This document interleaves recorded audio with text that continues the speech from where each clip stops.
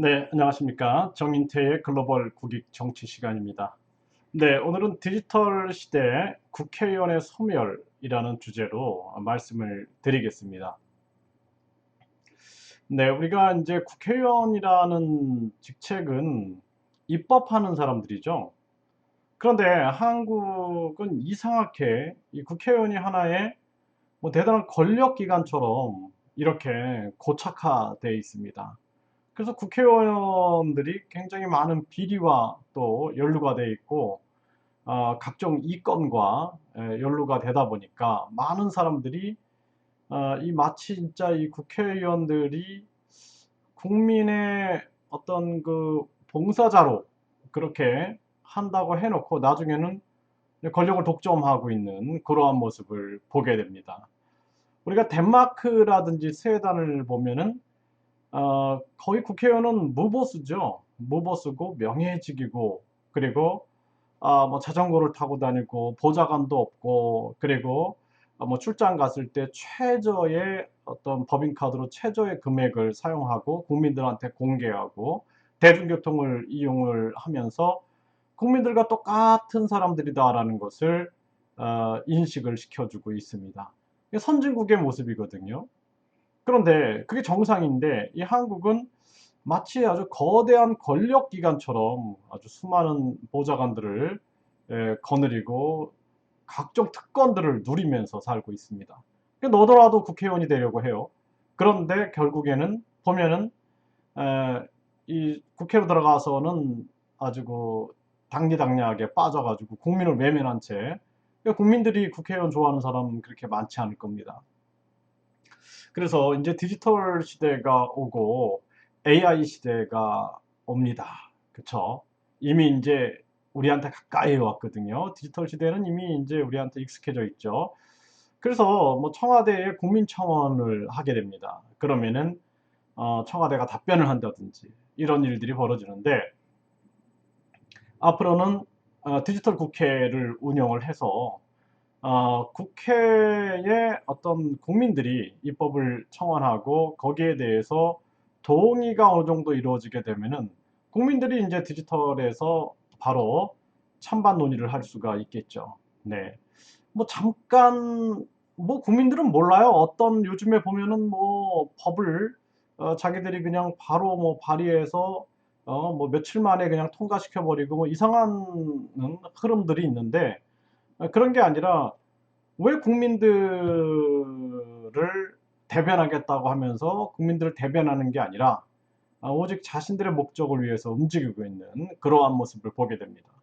그래서 이제는 어, 뭐 거의 뭐 20대, 30대, 10대, 20대, 30대, 40대, 50대 뭐 이런 핸드폰이라든지 이런 기기를 사용하지 않는 사람이 없습니다. 네.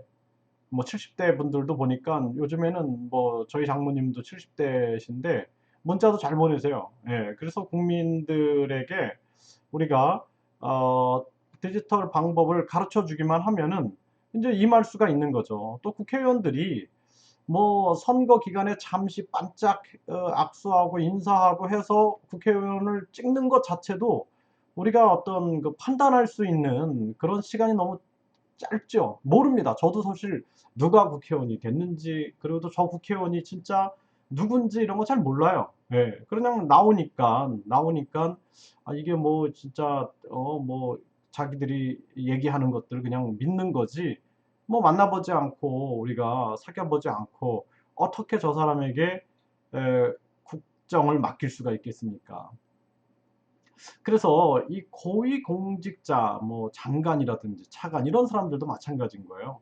거의 명예직으로 국민 봉사직으로 뽑아야 됩니다. 그래서 정치가 깨끗해져야지 국민들이 행복해지죠. 네, 이 사람들이 정치를 하는 이유가 뭔지 모르겠어요. 그 디지털 시대에는 이제 국회의원이 소멸할 수 있다 저는 그렇게 봅니다. 그래서 국회의원이 소멸되고 이제 직접 민주주의가 되는 거죠.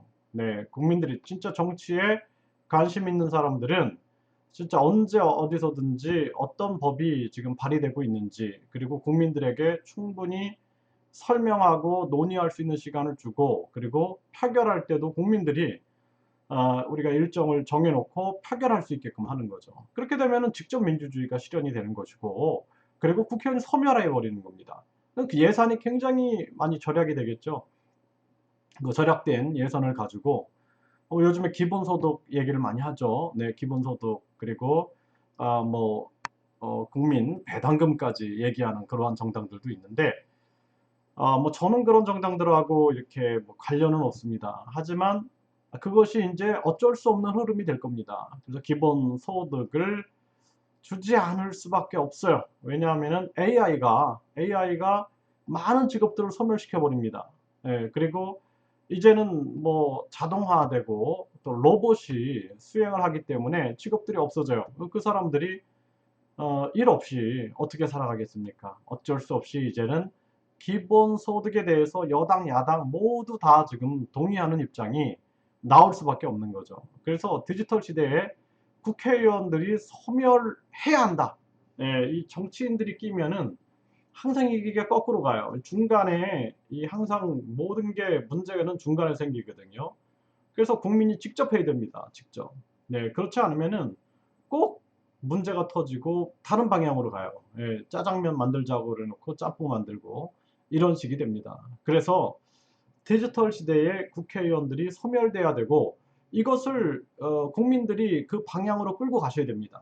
국민들이 이제는 국민이 똑똑하잖아요. 그래서 국민들이 이제 뭐 앱도 있고 뭐 핸드폰 다 되니까, 그리고 국회의원들이 잠시 뭐 그 선거 때 나와서 뭐 하겠습니다, 뭐 하겠습니다, 그 말 믿는 사람 없어요. 예, 그러기 때문에 이제는 우리가 직접 민주주의를 수행해야 할 때가 왔다. 이 국회에 이 국가를 그 300 몇 명 되는 국회의원들한테 우리가 맡겨놓고 각종 분노를 터뜨리면서 살 이유가 없는 거죠. 그리고 이제는 그런 시대가 된 거죠. 과거처럼 교통이라든지 정보가 안 되는 사회가 아니잖아요. 지금은 다 되잖아요. 예, 과거에는 뭐 진짜 뭐 뉴스만 보고 우리가 뭐 그렇구나 저렇구나 했는데, 지금 유튜브 보십시오. 이렇게 자기 의견들을 얼마든지 내보낼 수 있는 개인 방송이 되고 있는 그러한 시대에 우리가 살고 있는 거죠.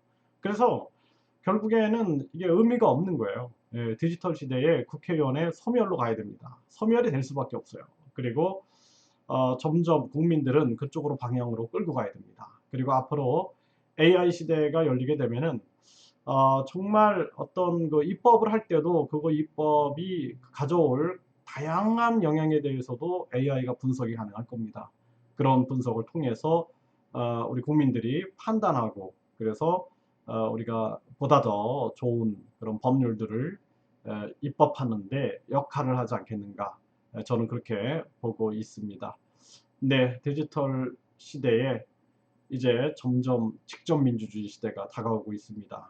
그래서 국회의원들이 소멸되고 장차관들도 정말 거의 무보수로 국가의 국민의 봉사할 수 있는 사람, 그런 사람들이 할 수 있게끔 당장 국회의원도 이제 그렇게 해야 됩니다.